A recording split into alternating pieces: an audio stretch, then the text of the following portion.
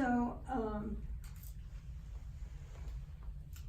where was I? See what I mean about my notes?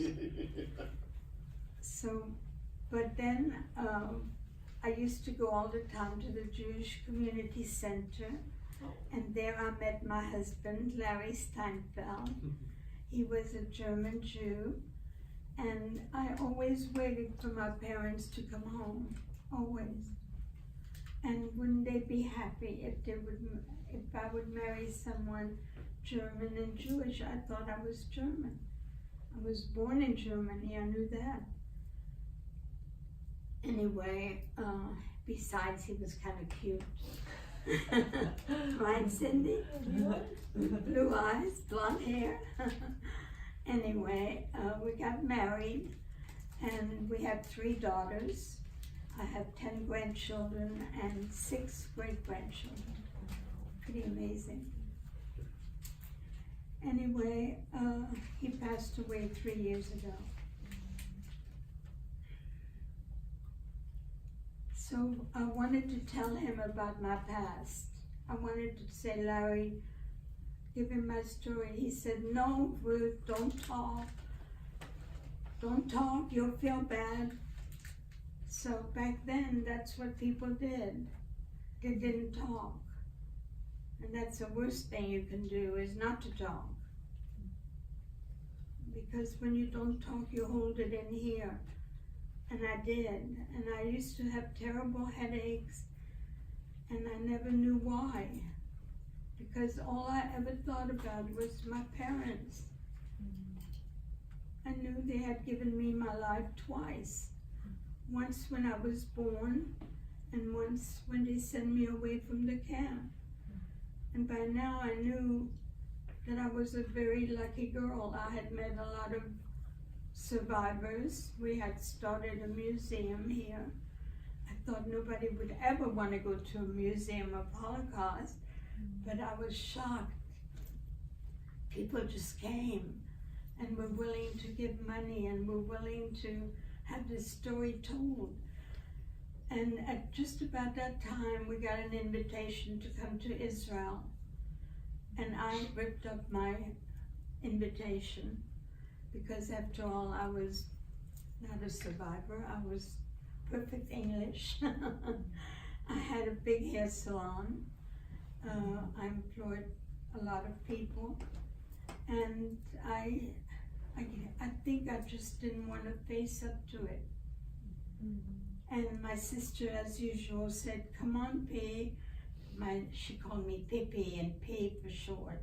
No one ever knew me as Ruth. I was P.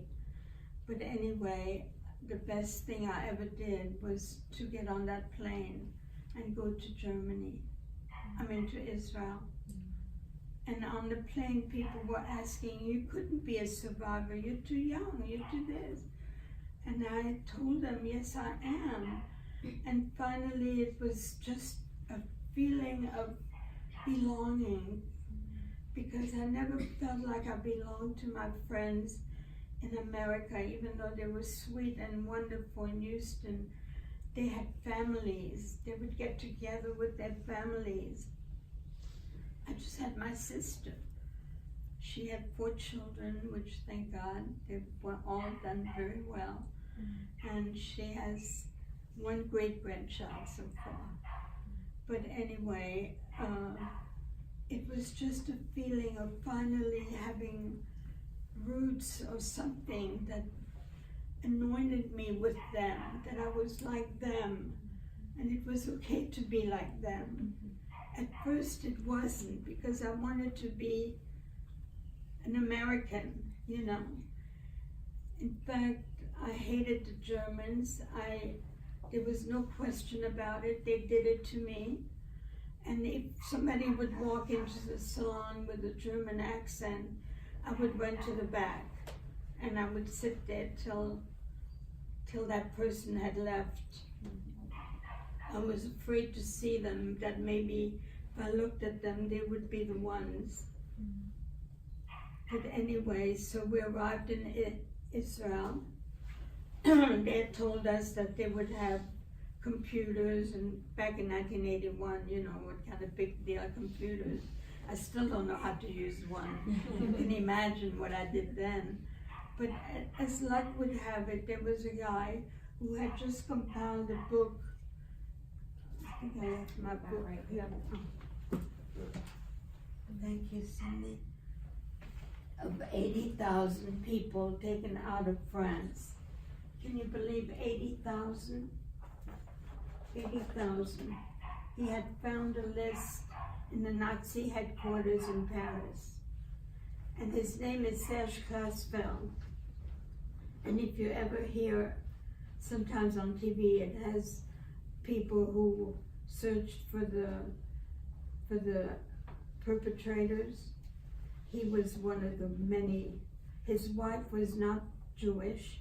His wife was a German woman. And it wasn't until Serge told her about what happened that she even had ever heard of the Holocaust. The Germans didn't talk. In fact, that's probably one of the biggest problems that we have, that nobody talks. They don't want to talk about how bad they were, and we don't want to talk about how bad they were. So you see? But anyway, Germans kept unbelievable records. And in the front of the book, it tells you how many convoys and where they went, and how many were killed, how many men, how many women. And I'm looking through this book of all these names, and finally I see my parents' name, Anna Krell and Alfred Krell. And they had been taken to Auschwitz November 9, 1942, and they had been gassed upon arrival. And you have to understand that I never ever saw my parents' names written anywhere. All we had was our word. And people would ask us, "Are you sure you're sisters?" She had black hair, and I was always a blonde. Not like I am now, back then. And they would say, "You sure you had the same mother? You sure you had the same father?" And we had to kind of, yes, why are they asking us that? You know, it didn't register. And finally, we see our parents' names. It was very, very, very unbelievable. I started screaming. We were in the Yad Vashem, which is a huge museum in Jerusalem. It holds all the records of all that happened from 1930 to 1945. And my sister had left already because she had a son who was living in Israel for a year. So she was on the phone, "Leah, come here." I'm screaming throughout the museum, "Leah, come here." You can imagine. I mean, here I'm probably, 1981, I was probably close to 50. I had never ever had proof that I had parents, never. This doesn't sound right, but it is. And Leah came, and we were celebrated right then and there. Not that we were happy that my parents were killed, but at least we finally had proof. We finally were like other people who could show a mother and a father in a picture. Anyway, the next day, the French people put up this beautiful monument on the mountain where David and Goliath fought. If you've ever been to Israel, every nook, every little area has a story of what happened when. Anyway, that's where this big monument is.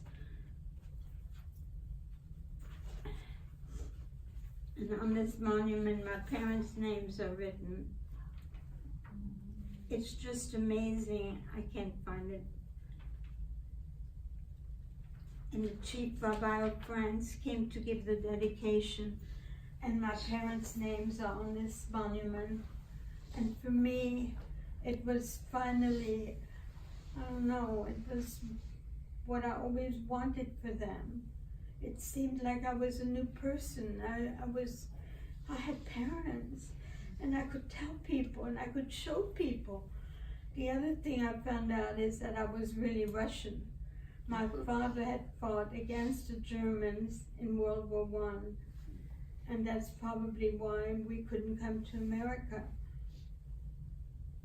I've made this up, but I have had years of thinking about it and checking out things. And my father had fought against the Germans and been wounded, and you had to be perfectly perfect to come to America. So that's why I'm sure we didn't come. And anyway, the next day, my husband had been, instead of going to Korea, he had gone to Germany because he was a perfect German speaker. And he was a translator for the Judge Advocate's Court. He always bragged about that. He never went to Korea, thank God. But anyway, so he wanted to go back to Germany, being we were already in Israel. And my sister had gone there 1 year without me. In fact, she had brought me my birth certificate, and I cried all night. I was really born. But anyway, it's kind of stupid to say that, but it's true. That when you've never seen anything that shows who you are, you wonder. Anyway, so I was going to stay in Israel. I was never going to go to Germany. After all, Germany to me was, is that yours? They are. Both of them? They are. And then you had your boy? Yeah. Yay! See, my Michael turned into a Michelle. So I have 3 daughters. But anyway, so I decided at the last minute I too was going to go to Germany. Could I really now face up to what I had thought I could never face? And I cried. I remember crying all the way to Germany. How could I do that? How could I now step on the ground where my parents had been, where they had been picked up, with all these horrible memories I had? But anyway, we landed in Germany, and I knew we had lived in this little town called Ladenburg. It's a beautiful little picturesque town. And my grandfather had a big business there. He had a machine shop for locomotives. And it's the town where Mr. Benz lived. And we spoke to 2 people who came to visit us, one from Australia and one from Northern California, who used to work for my grandfather. They've both passed on now, but they told us how Mr. Benz would drive up and check with my grandfather to see whether the right tool was, the right piece of machinery was being put in his cars. Yeah. In fact, when you go to the cemetery, there's a big, everything there is Benz in this town where we live. But anyway, I knew exactly where my house stood. I know this sounds really weird, but I did. I knew exactly where my house stood. And my sister had been there before, but she didn't remember.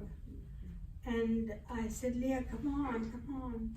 So she followed me very reluctantly because I'm her little stupid sister, you know how it is. Anyway, I knocked on the door of my house, and this old lady, probably was younger than me now, but at the time she seemed like an old lady. And she opened the door, and I said, we're the Krell girls, could we come in? And she let us in. And I just started crying, and she was crying, and my nephew was crying. I never said a word. I just, out of seeing my home and remembering the last time I saw my home. Anyway, I did the thing that I thought I could never do, is I took her in my arms and I embraced her. And I don't know what came over me other than all there was love. Love for another human being. I had to admit, like I would talk at the museum the other day, and they said, how could you forgive? But in that moment I forgave. In that moment what came over me was she was there and I was there. And we both were under the same horrible, I don't know that this even came to my head, but I knew that we had always been told we're all God's children. Well, I wasn't anybody's children. I didn't have proof of anything. Well, now I could tell that I was somebody's children. I had that. And now I could see that this German woman was crying the way I was crying. And all I did was just embrace her. And in that moment, the pain and the horrible feelings I had for Germans left me. It just stopped. I can't explain it. All I know is that it just was something, if I could have bottled it and smelled it every so often, it was a feeling of being God's children. That's all I could remember. I always went to synagogue, I always kept my religion, but I never felt it. I knew it, but I never felt it. And all of a sudden it was there for me. And this lady and I walked arm in arm to the cemetery where my grandmother was buried, my great-grandmother. And that's where I could tell my sister, see, there was a little bitty grave that was put, Berta Kapustin, November 38. My sister never believed me that the only thing that didn't break was the candle for my grandmother.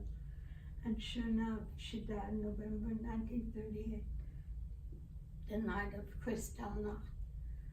But you know, when you have a big sister by 1 year, anyway, it was amazing to hear stories of my family and how wonderful they were. And the only other thing I needed to do now was to go back to France and to thank the people in France. And all I had was a picture which got lost in the flood that said, affectueusement, Fernand et Paulette à leur mariage, 1946.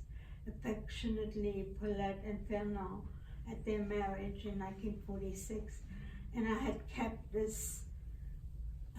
this picture. Someday I knew I would go back. That's what I wrote about yesterday. I knew that this Paulette was for me at the time. There's no such thing as a replacement, but she made me feel loved. And not too many people felt very loved in those days. Anyway, I asked my sister if she would go with me, and she said no. And I asked my husband, he said no. Give him a kick. He's too comfortable. Anyway, I said, I'm going to show them I'm going to go by myself. And I'd never been further than Dallas, so by myself. So here I am going to France with my suitcases. Didn't know that one outfit would do the whole time, you know. But anyway, I knew that I had never seen this little town, Faverges de la Tour, on any map. And it was that little. And so I remembered that the planes would go overhead, and Madame Chapeau would tell us, wait 20 minutes and you'll hear the bombs drop in Lyon. Lyon is the second largest city in France. And sure enough, they would drop, and I could hear.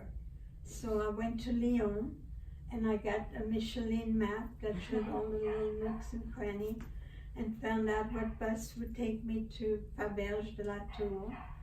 And it seemed to take forever, but I arrived, and I didn't know their last name. All I had was their first name, Fernand et Paulette. And they could be in America for all I knew, but I had to find them. And so there were all these people, and I would show the picture. And finally this old man was chasing a dog, and he looked like a typical French guy, you know, with the overalls and the beret. And I quickly told him my story, and he says, oh, that's the Lalcher family. I said, really? And I had all these pictures from little friends when they were 13 and consigneres, I think is what they call it here. But anyway, he tried to get all the people to come and to see me, and I said, no, just let me go. He says, go past the church, past the viaduct. The first farm on the right will be where they live. And I was walking, and I was scared that it would turn dark and I wouldn't know where I was.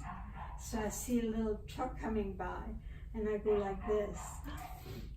Don't ever do that. But he stopped, and I quickly told him my story. And he said he knows a Lalcher family, but they live in another town. And I said, no, please take me to the farm and wait for me if you don't mind, which he did.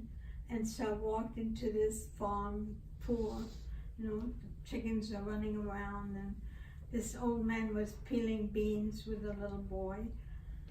And I said, does Paulette live here?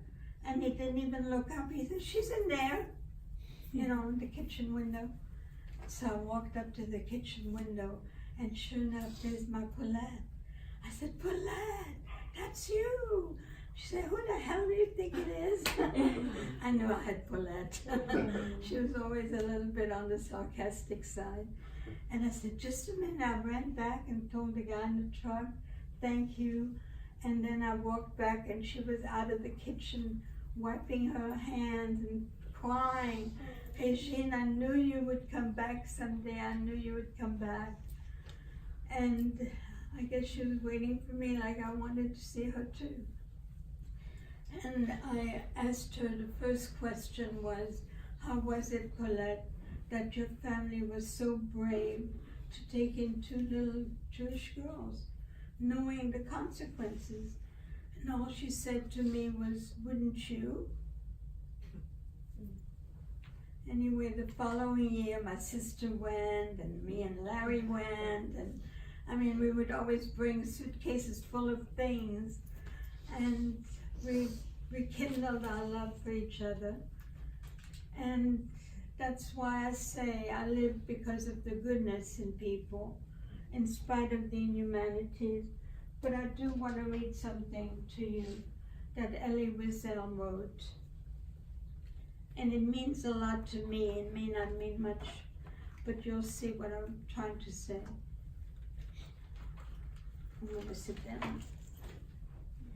In the dark years of World War II, there was darkness everywhere, in heaven and on earth. All the gates of compassion seemed to be enclosed. The killers killed, and the Jews died. And the outside world adopted an attitude either of complicity or indifference.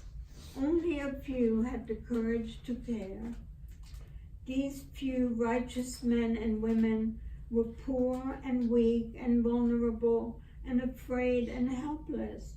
What then made them different from their fellow citizens? What compelled them to disregard danger and torture and choose humanity? What moved them to put their own lives in jeopardy for the sake of saving one Jewish child, one Jewish mother. And above all, why were there so few? Was it that perilous to oppose evil? Was it really impossible to help? Was it really impossible to resist organized, systemized, legalized cruelty and murder by showing concern for the victim, for one victim? For it is our profound belief that remembering the Holocaust, we must not be numbed by the magnitude of its horrors. We must allow ourselves to be moved by the humanity the victims succeeded in preserving at all times. And we humbly and gratefully look at these few individuals who, out of their religious belief or their humanistic education, with a simple gesture, often acting on impulse, became our protector, better yet our allies. Each and every one of them is a reminder of what so many others could have done, or what so many others have not done. And this is Elie Wiesel, who died last year, but he was given the award in Sweden, what is it? The Nobel Peace Prize. He was the first, he was in the children's home where we were. He was the first to actually give the Holocaust a name, Holocaust, Shoah in Hebrew. And he did a lot of things for a lot of people. Anyway, that's my story, and if you have any questions, I'll be happy to answer. Yeah, first off, We all want to come up. We want to give you a hug. Thank you for having me here. I do want that. very much. Oh. Thank you. Why can I be like that? Yeah. When you were put on the bus to the internment camp by your mother, there were a number of kids there. Did any of them make it? I forgot the biggest thing that I haven't told you. I knew there was something important that I forgot to tell you. When I went to the museum in 1981, there was a big room all done in black tiles. And there were graves, those old-fashioned graves, and on each grave was name of the country and how many in that country. For instance, Poland had 3 million that died, and it had an eternal life. And then on the side there was one grave all by itself, and it had an eternal life. And I walked over there to that grave, and it said, children, 1,500,000. And until then, I swear to you, I never knew that kids 14 and under were automatically put to death. Who is 14? The 14? The only one that could have lived. Can you believe that? And at that moment, I knew that I had a new mission, that I had to start talking. I had to start talking so that 1,500,000 would not have died in vain. And I remember when we first got together to open, and the conversation was to have a Holocaust museum. And I thought, no way, who wants to know about that? You know, because that's how I thought. And here there were, it seemed like 100 people were there, ready to have a museum. And to me, that was like amazing. This is in Here Houston. in Houston. Or in Houston. In But Houston. you've kept track, Ruth, of who the survivors were. Were there any children that you knew then? No. The few that are still alive. there's one lady, her name is Haya Bavir, and she was like 2, how she survived. And she tells a story how she survived, but nobody was my age. And that's why I thought it was so weird. Why should I tell people that I'm a survivor? But I have to tell you all that there is a group, it's called March of Remembrance, and they are Germans, and they too would never talk. And these people who come and march all over the world, really, they've gone to Israel. I've marched with them in Germany. It's amazing. The cars, it was 5 o'clock, something like that. And we were like hundreds of us walking with Israeli signs, never again, remember, and again, they too come here and go all over, and they talk about their parents, their grandparents, and their great-grandparents, and how bad they feel that their parents and grandparents, not their parents, their grandparents and great-grandparents were involved in this. And they ask for forgiveness. And the other day I spoke at the museum, and somebody asked me, how can you forgive? Cindy and I have had that conversation. It's something that I know it could have happened to anybody. It happened to me. I was there. I was in the wrong place at the wrong time, and I happened to be Jewish.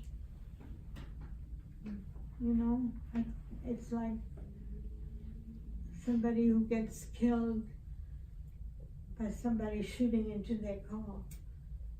You can hate them for the rest of your life, and what will that do for you? But the reason the Germans are marching is because they too have never spoken about it. And the only way there could only be peace in the world if we could forgive each other, if we could accept. But I don't know how soon that'll be. Not in my lifetime, I know. But that is truly my reason for speaking, is that 1,500,000. I can't believe I forgot to tell you that. Can you imagine 1,500,000 children? What did they ever do? The organization, I think OSA, What? the organization that got you out of OSA. prison and then spent the time to put you in homes. Who were they? That's another thing. They were young people. There was one Jewish woman ahead of it, and there was I am still involved. I belong to the organization that sends money there. What's it called again? I'm sorry. OSE, Œuvre de Secours aux Enfants, OSE, Agency Rescue Children. And Is it a Jewish organization? What? Is it a Jewish organization? No, Was it they established? started in 1912 in Russia, and they were not Jewish. They were supported by the French government. But it was a lot of young people who were willing to, to come into the camps. It's amazing. They exist. I mean, It took their some- ongoing mission is took some to serious save children who are guts. persecuted. I mean, they still do. You were telling me recently about some work that they've done. Incredibly brave. They keep Wow. working. They keep, when Russia, when Syria and everything. Perestroika, when Oh, the yeah. Russians Mm-hmm. were not given jobs because they were Jews and all that, they helped them. They now help the people like me who have become old and their minds are not working. and they help them, they have homes for them. And we went to visit a home a few years ago, I went, and it was dedicated to my friend, Mr. Ellie. Anyway. Yeah. You know who I mean. Yeah. And there were lots of children there, and all the grown-ups were talking to the grown-ups, and I wanted to talk to the kids and want to know how is it that they're in a home. And they told me that one of them, the parent is in jail, one of them, you know, they divorced. In other words, they're still doing good work. And now they have a big office in Paris. At that time, they probably didn't have an office, but yet they helped by finding these old castles. That castle that we lived in was so awful. But yet now this castle has been bought by an English family, and they're making a spa out of it. It's gorgeous. And I had my girls call and try to send me there for my for my birthday, and they're booked up solid. I mean, it's just an old castle that you see in pictures, you know. And How many children did they save during World I War have a II? book that tells you, I think. Oh, here's the book. There a picture of the castle in there?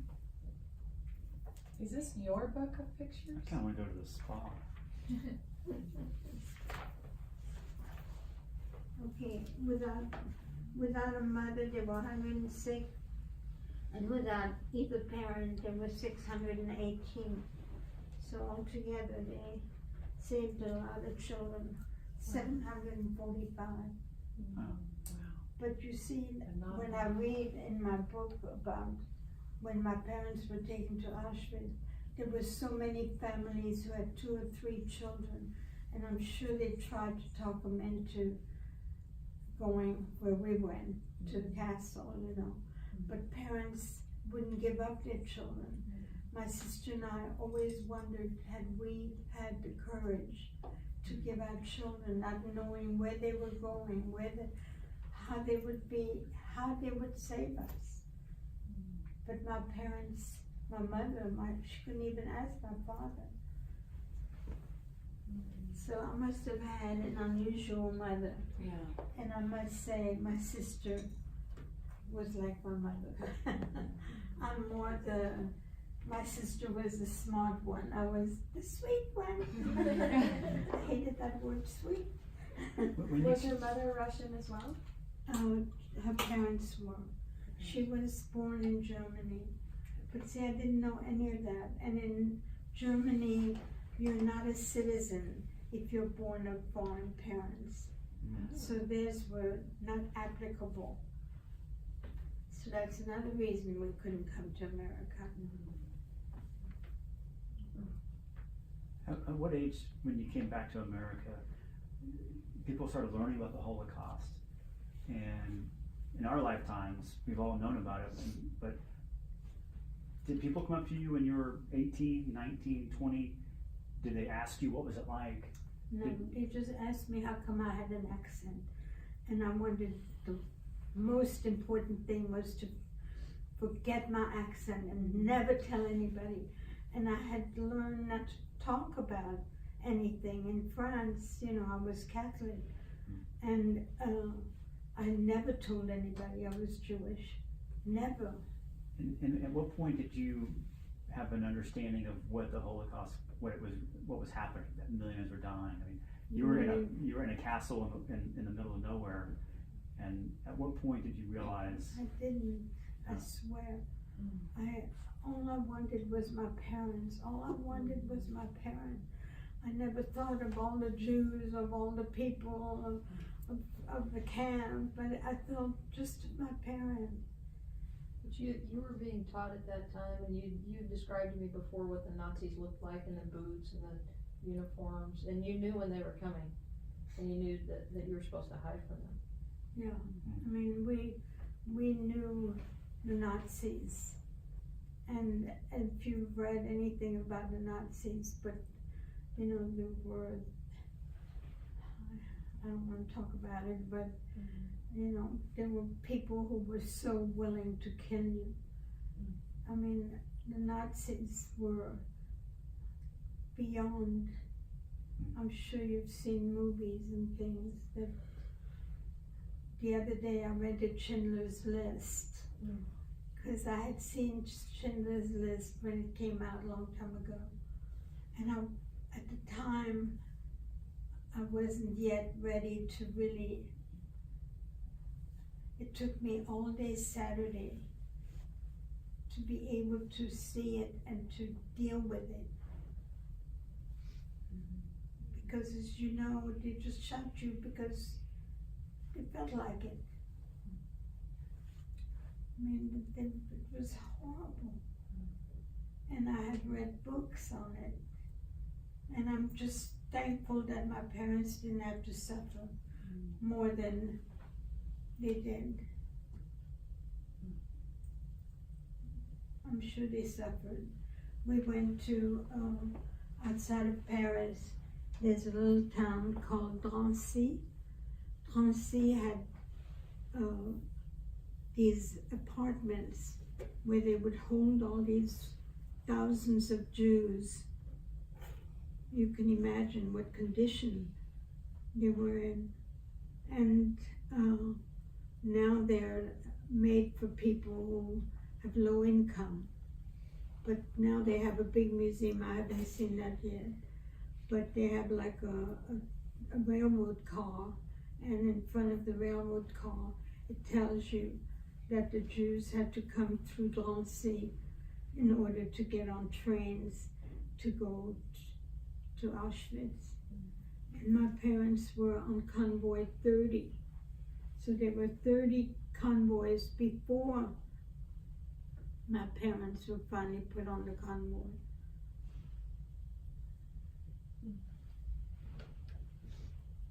But I have read stories, you can't imagine how they suffered.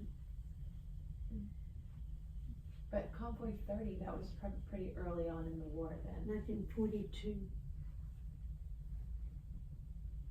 Yeah. What do y'all think of that? Had you heard it before?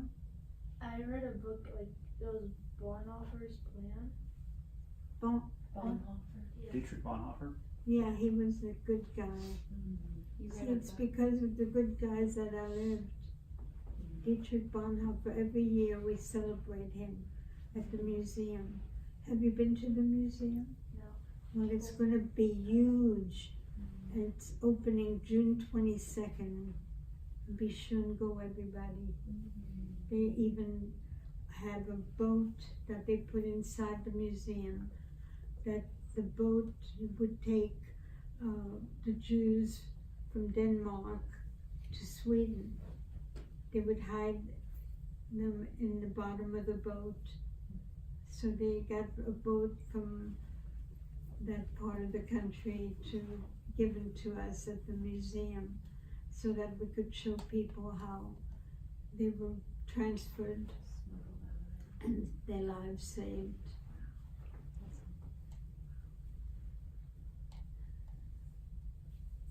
Any other It seems like questions? there's a lot of records that are kept.